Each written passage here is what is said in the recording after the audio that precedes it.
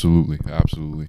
And speaking of that, you've had some battles with another street baller named Bone Collector. Or well, there's a lot of videos of you guys on YouTube. What's it been like playing with him and just some of your battles? And it seems like you guys kind of rose at the same time from a YouTube point of view, I guess, as well. Yeah. It's been awesome, to be honest. I mean, as somebody I was a teammate with for 6 or 7 years, and somebody I even watched. I actually watched him when I was in high school, before I even got on the scene. You know, because Bone's a few years older than I am. And so I was a fan of his junior, senior in high school. So to finally meet him, I think we met, we crossed paths a couple times. Once in 2003, he tried to like punk me. It's a funny story. And then another time in Venice Beach in 2007, because he played in the And1 game. And then we met for the first time, like really met, was like 2009. We played on the Ball Up tour together. That was like an attempt at the second coming of And1. And, we only went against each other like one time in an actual like organized game. The other times we played against each other was always at practice. And then like we had this one-on-one game when we first met each other. And it's just been great. Like, I think it's kind of like the whole iron sharpens iron theory. It works with basketball too. So I learned a lot from him, just watching him play. Even in recent years, I'll see something Bone does. I'm like, oh, that works. Like, we get stuff from each other. What was the punking thing that you mentioned? What did he try to do?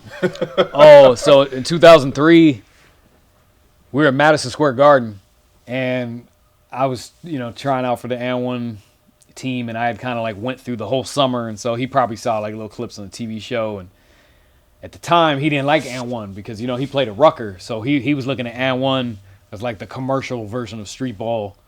And some guys at Rucker at that time were like, oh, that ain't real, you know what I mean? Even though like half our team that's where they were birthed, is like Rucker Park or like in the street. But the fact that it got so big and so commercial, it was kind of like, oh, these guys are whatever. So that was the outlook he had. So when he saw me, he probably thought I was extra commercial because I'm coming from Oregon. I didn't even play in Rucker Park or I didn't come up in the streets. That's not where I got my clout or name or anything. So he came to the bench like right during the game. He taps me on the shoulder and he's like, "Yo," he's like, "Come up out that jersey." He's like, "I need that jersey." And so I'm like, "You need the jersey?" Like, at the time I didn't even know he's punking me. You know what I mean? So I'm like, "What do you mean?" And he's like, "I need that jersey." He's like, "Run it, like I need it." And I was like, "You gotta ask the coach, man. I don't know anything about that."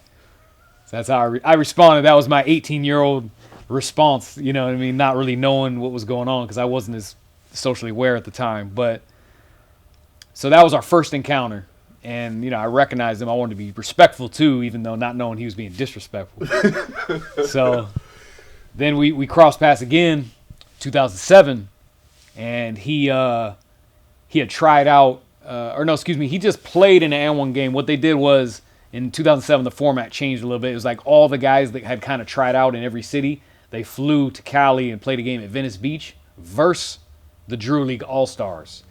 And so from that game, nobody tried out in LA. It was just like they were going to pick one player from the Drew League All-Stars to kind of be in the contest.